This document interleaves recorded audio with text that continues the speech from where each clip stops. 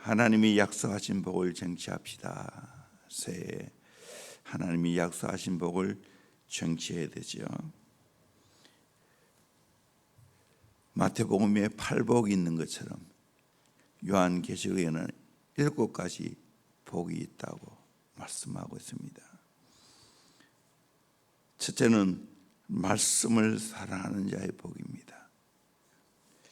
3절에 이 예언의 말씀을 읽는 자와 듣는 자와 그 가운데 기록한 것을 지키는 자는 복이 있나니 때가 가까웁니다.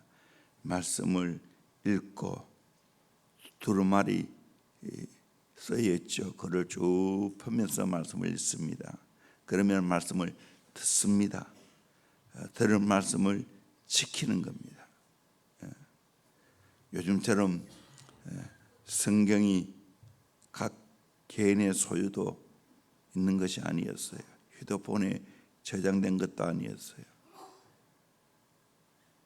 회당에 말씀이 하나 있는데 거기에서 말씀을 펼쳐 읽고 듣고 지키는 자가 복이 있다. 이유는 때가 가깝기 때문입니다. 주의 재림의 때가 가깝기 때문입니다.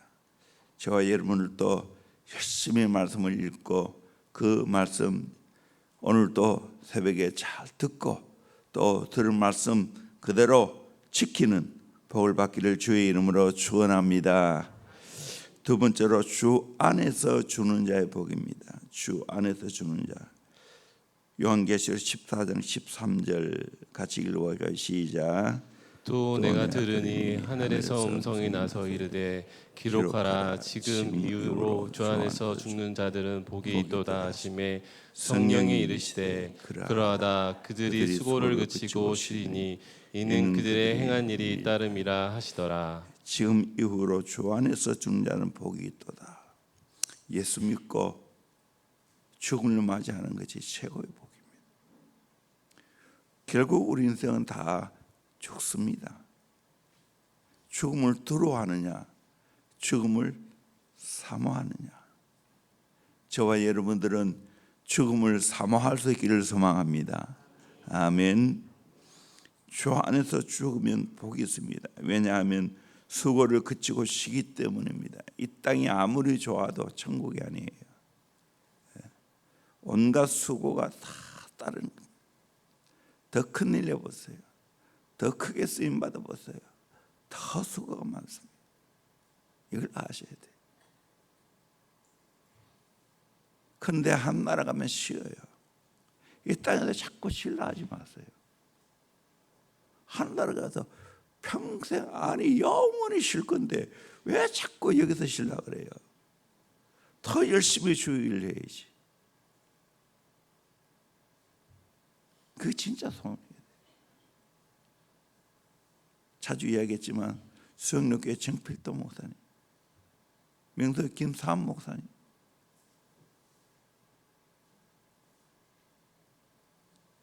둘의 교회 김진호 목사님 열심히 일하잖아요. 그러다가 정필도 목사님 하늘나라 가셨고 김삼은 80이 넘은데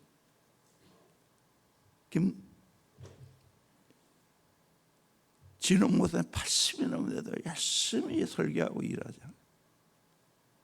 그걸 탐내야지. 일단 열심히 일하다가 가는 거예요. 그걸 우리가 사모해야 돼요. 신뢰하지 마세요. 다 주님 가까이 해야지.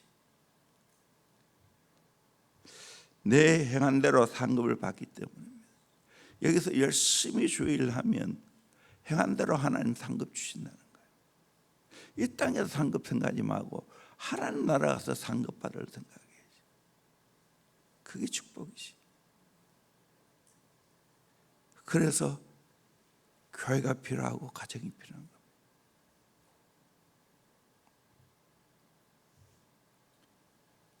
열심히 일하기 위해서. 그러다가 주님 날아가는 겁니다. 진된 도르프 백작을 자주 인용했지만 내가 가보고 알았어요. 열심히 일하고 하나님 가까이 한 사람은 천국을 기다리구나, 하나님 만날 걸 기다리구나. 저와 여러분의 삶도 그렇게 되기를 주의 이름으로 축원합니다. 세 번째로 깨어있는 자에게 복입니다. 15절, 계시록 16장 15절 같이 봅니다. 시작. 가 도둑같이 오리니 누구든지 깨어 자기 옷을 지켜 벌거벗고 다니지 아니하며 자기의 부끄러움을 보이지 아니하는 자는 복이 있도다. 깨어있는 자가 복이 있다는 거예요. 자기 옷을 지켜 벌거벗고 다니지 아니하고 부끄러움을 보이지 않은 것. 여러분, 우리 다 알잖아요. 내 지금 하는 행동이 부끄러운 짓인지 그렇지 않은 것인지. 우리는 깨어서 부끄러움이 없는 인생 살아야 돼요. 윤동주 시인이 하늘 우러러 한 점 부끄러움이 없다고 했는데, 우리는 부끄러움이 없는 인생 살아야 되지 않겠어요? 그게 깨어있는 거예요. 내 육을 즐기고 쾌락으로 살아가면 부끄러운 짓이죠. 하나님 앞에나 사람 앞에 부끄러운 짓 하면 안 되죠. 깨어있어야 돼. 떳떳해야 되죠. 그러려면 깨어있어야 되는 거예요. 기도하고 깨어있지 않으면 내가 세상 따라가게 되겠어요. 부끄러운 짓을 하게 되겠어요. 부끄러운 행동을 하게 되겠어요. 그래서 새해에도 부끄러움 없는 인생을 살기를 바랍니다. 그게 깨어있는 사람. 네 번째로, 어린 양의 혼인잔치에 체험을 받은 자가 복이 있다. 어린 양의 혼인잔치에 체험을 받는 자가 복이 있다. 우리 계시록 19장 7절에서 9절까지 말씀을 같이 보도록 합니다. 시작. 우리가 즐거워하고 크게 기뻐하며 그에게 영광을 돌리세. 어린 양의 혼인 기약이 이르렀고 그의 아내가 자신을 준비하였으므로 그에게 빛나고 깨끗한 세마포 옷을 입도록 허락하셨으니 이 세마포 옷은 성도들의 옳은 행실이로다 하더라. 천사가 내게 말하기를 기록하라. 어린 양의 혼인 잔치에 청함을 받은 자들은 복이 있도다 하고 또 내게 말하되 이것은 하나님의 참되신 말씀이라 하기로. 19장 9절에 어린 양의 혼인 잔치에 청함을 받은 자는 복이 있도다. 요한계시록은 어린 양의 혼인 잔치가 있다는 것을 우리에게 말씀해 주고 있어요. 위로하기 위해서, 소망을 주기 위해서 요한계시록이 쓰여진 게 무서운 책이 아니에요. 우리 예수 믿는 사람들 마지막 종말이 있다는 것이 행복이지. 그날이 되면 어린 양의 혼인잔치에 우리가 청함받아 신랑 되시는 예수님을 만나게 될 줄로 믿습니다. 그리고 빛나고 깨끗한 세마포 옷을 입어야 되죠. 이 성도의 옳은 행실이라는 거예요. 내가 거룩하게 깨끗하게 살면서 신부단장하는 것처럼 신부단장에서 어린 양의 혼인잔치, 어린 양 대신 예수님의 혼인잔치에 참여하는 그 복을 받아야 되지 않겠습니까? 세상이 요란하고 힘들지요. 전쟁의 소식이 있고 우리나라도 지금 요란하지 않습니까? 탄핵해야 된다. 탄핵 안 해야 된다. 윤석열 대통령을 잡아야 된다. 잡아 끌고 가야 된다. 지켜야 된다. 얼마나 혼란합니까? 이런 가운데 우리는 이 땅에 소망을 두면 안 되는 거예요. 하늘나라 소망 두는 거예요. 장차 우리는 예수님의 신부로 거룩하게 깨끗하게 살다가 혼인잔치에 참여해서 예수님과 더불어 영생풍당을 누리는 그 삶을 기대하는 겁니다. 마태복음 22장에 보면 왕의 아들의 혼인잔치가 나오고 마태복음 25장에 보면 열천의 비유가 나옵니다. 신랑은 바로 예수 그리스도입니다. 우리는 다 예수님의 신부들입니다. 우리는 신부 단장해야 되는 겁니다. 깨끗하게 살다가 그 참을 받아야 되는 거예요. 예수를 구주로 모시면 반드시 청함받게 될 줄로 믿습니다. 이 땅에 아무리 잘 살아도 하나님 나라 혼인잔치에 청함받지 못하면 불쌍한 인생 되는 거예요. 천년만년 삽니까? 백년 안팎으로 살다가 다 가야 되는데, 우리 모두가 어린 양의 혼인잔치에 참나는 복을 받아야 되지 않겠습니까? 세상에 빠져 장가가고 시집가고 집 사고 소 사고 토지 사고 부동산 투자하고 증권에 투자하고, 그러다가 어린 양의 혼인잔치에 초청을 받지 못한다면 불쌍한 인생 되지 않겠어요? 저와 여러분의 집은 저 영원한 하나님 나라에 있는 줄로 믿습니다. 우리의 소망은 하나님 나라 혼인잔치에 청함받는 것인 줄로 믿습니다. 청함받고 우리의 신랑이신 예수님과 함께 영원히 사는 것인 줄로 믿습니다. 이 소망 가지고 살아가기를 주의 이름으로 축원합니다. 아멘. 이 소망 있는 사람은 나이가 들면 들수록, 요즘 재밌게 표현, 익어간다고. 쌓여 익어간다고. 점점 주님 나라 갈 날에 가까웠다는 거예요. 영적으로 보면 행복한 거예요. 아, 이제 내가 하나님 나라 갈 날이 멀지 않았구나. 하나님 나라 혼인잔치에 참날 날이 멀지 않았구나. 이런 위로와 소망을 가져야 됩니다. 다섯 번째로, 첫째 부활에 참여하는 복입니다. 6절에 우리 같이 한번 읽겠습니다. 시작. 이 첫째 부활에 참여하는 자들은 복이 있고 거룩하도다. 둘째 사망이 그들을 다스리는 권세가 없고 도리어 그들이 하나님과 그리스도의 제사장이 되어 천년 동안 그리스도와 더불어 왕 노릇하리라. 아멘. 첫째 부활에 참여하는 자는 복이 있다. 요한계시록 20장 1절에서 6절을 가지고 어떻게 해석하느냐에 따라 많이 달라집니다. 세 가지 설이 있습니다. 전천년설이 있고, 무천년설이 있고, 후천년설이 있습니다.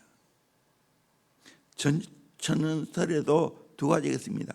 역사적인 전천년설이 있고 세대주의적 전천년설이 있습니다.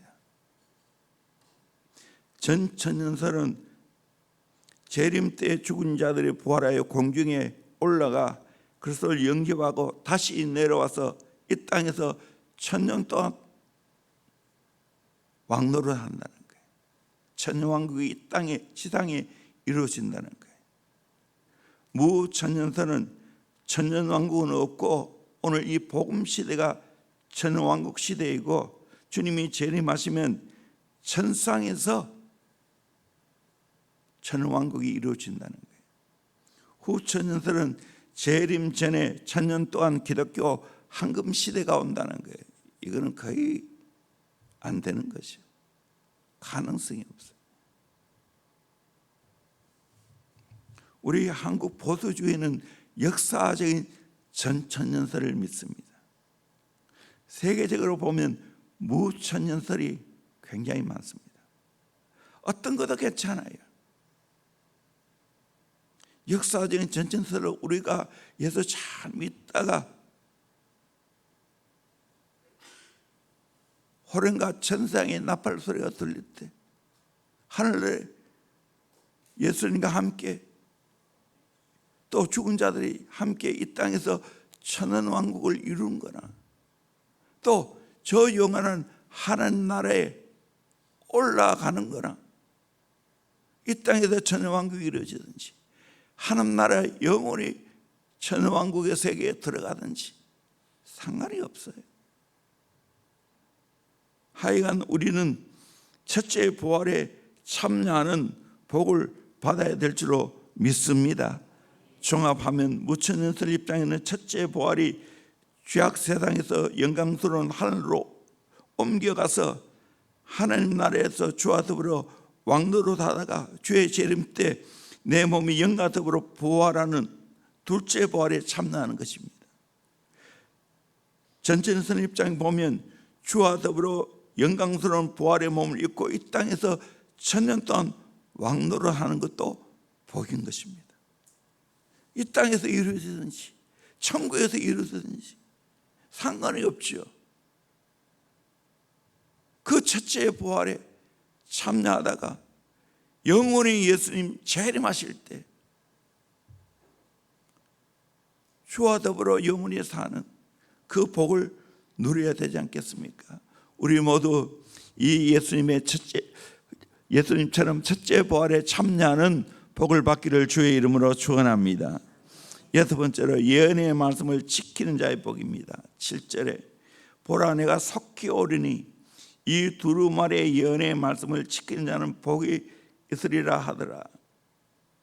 두루마리의 예언의 말씀을 지키는 자가 복이 있다. 중요하기 때문에 반복하는 겁니다.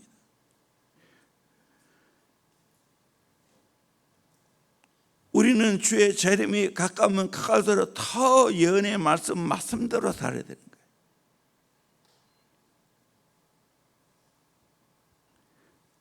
이 시대는 재림이 가까우면 가까울수록 악한 자는 다 악하게 삽니다.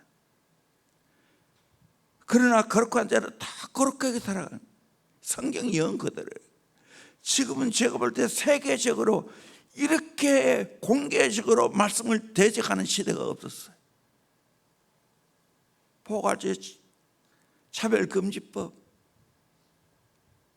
성의 구별을 하지 않는 것, 이런 때가 없었어요. 우리나라 지금 혼란의 시기예요. 이때 우리가 해야 할 일은 뭡니까? 더 말씀대로 살아야 될 줄로 믿습니다.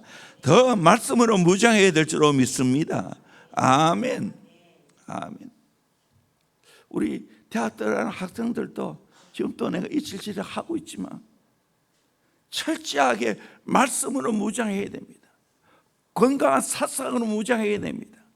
오늘 교수들이 잘못 가르치는 게 너무 많습니다. 정신 똑바로 차려야 됩니다. 잘못된 사상을 가르치는 게 너무 많습니다. 교회에서 똑바로 배워야 되는 거예요. 가정에서 똑바로 부모들을 가르쳐야 되는 거예요. 말씀대로 사는 걸 말씀이 뭘 가르치고 있다는 걸 알아야 되는 거예요. 진짜 자유가 무엇인지를 알아요. 진리 가운데 사는 것이 자유이지 내 마음대로 사는 것은 자유가 아니라 방종이라는 거. 그런데 방종을 미화시키는 자유라고. 사탄의 마지막 전략이에요. 그래서 우리는 철저하게 말씀으로 무장해야 돼요. 가정에서, 교회에서 먼저 귀한 신앙과 사상이 들어가야 구별해냅니다. 분별합니다. 왜 그래야 됩니까? 22장 7절에 보면 보라 내가 속히 오리니 12절에 보라 내가 속히 오리니 20절에도 내가 진실로 속히 오리라. 예수님 오시는데 내가 내 마음대로 살면 되겠습니까? 말씀대로 살아야지. 말씀을 알아야 되지. 말씀을 사랑해야지. 가만 놔두면 나는 내 육으로 따라가게 되겠어요. 세상의 타락한 문화를 따라가게 되겠어요. 그러기에 우리는 철저하게 어릴 때부터 말씀으로 무장해야 되는 거예요. 대원교가 왜 좋아요? 대답이는 왜 좋아요? 이렇게 새벽부터 어린아이들이 또 수없이 말씀으로 양육하고 키우기 때문입니다. 오늘 교회 이걸 못하잖아요. 공적으로 주일날 자기 예배 외에는 예배가 없잖아요. 공부에 다 미쳐있지. 주일날도 없잖아요. 딱 1시간 예배 드리고 그러면 교육자들이 그 1시간 예배 들어봤다고 너무 기뻐하면서 끌어안아주고 그것도 안 오니까 심각한 거죠 사실. 그래서 어떻게 다음 세대가 있겠어요? 사람이라는 것은 뭘 보느냐, 뭘 하냐에 따라서 내가 결정되는 거예요. 전부 세상의 것을 보고 세상의 문화와 세상의 가치관 거기에 물들어 있는데 어떻게 말씀대로 사는 것을 알겠어요? 말씀대로 사는 행할 능력이 있겠어요? 정신 똑바로 차려야 되는 거예요. 말씀대로 살도록 만들어야 되는 거예요. 여러분, 미국에 전부 아이비리브 가려고 합니다. 이미 말씀대로 사는 것이 다 무너져 버렸습니다. 세상에 좋지 않은 가치관 문화 안에 다 물들어 있습니다. 이거 알아야 돼요. 좋은 학교가 무슨 필요한 거예요? 말씀대로 가르치는 학교가 좋은 학교지. 자녀들에게 뭘 물려주겠어요? 이 귀한 신앙을 물려주지 않으면 안 된다.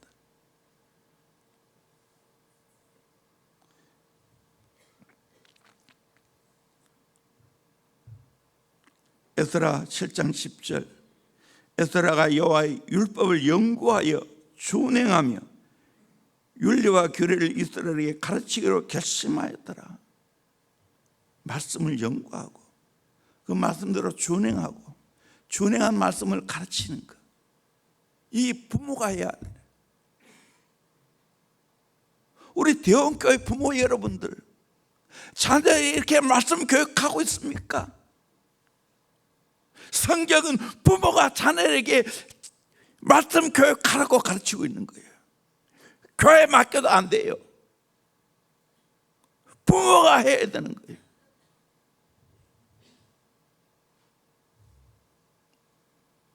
그리고 교회가 돕는 거지. 주체는 부모예요.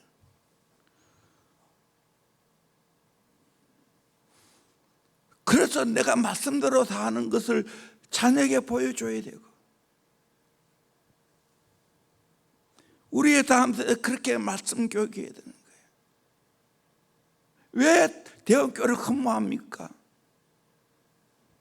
특별히 어린 학생들은 요즘 부모님들이 부쩍 자꾸만 영화보 유튜브 아이들 데려온다는 거예요. 다 일꾼들이라는 걸 보면 알잖아요.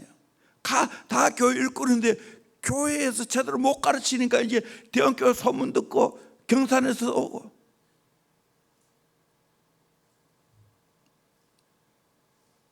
교회에서 말씀 교육이 무너졌기 때문에 또 궁극적으로는 유대인의 교육의 그 장점이 바로 가정에서 자녀를 교육한다는 말씀 교육한다는 거. 우리 교회는 삼박자가 이루어지고 있잖아요. 가정에서 교회에서 자녀와 함께 가정에서 제자 비전에서 자녀와 함께 얼마나 귀한 일이에요. 이 성경이 말하는 교육을 하고 있는 거예요. 이걸 해야 되는 거예요. 이걸 놓치면 안 되는 거예요.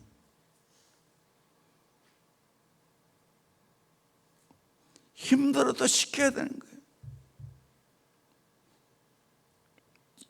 7번째로 자기 두루마기를 빠는 자의 복입니다. 14절 자기 두루마기를 빠는 자들의 복이 있으니 이는 그들이 생명나무에 나가며 문들을 통하여 성에 들어갈 권세를 받으려 함이로라.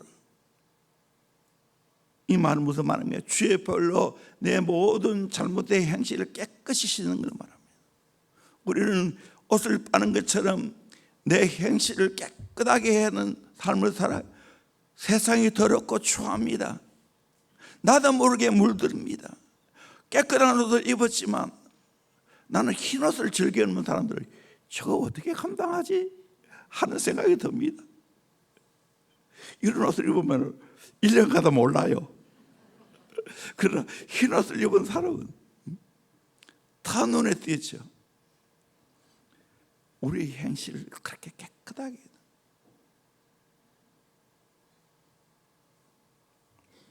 계시록 7장 14절에 어린 양의 피에 그 옷을 씻어 희게 하였느니라.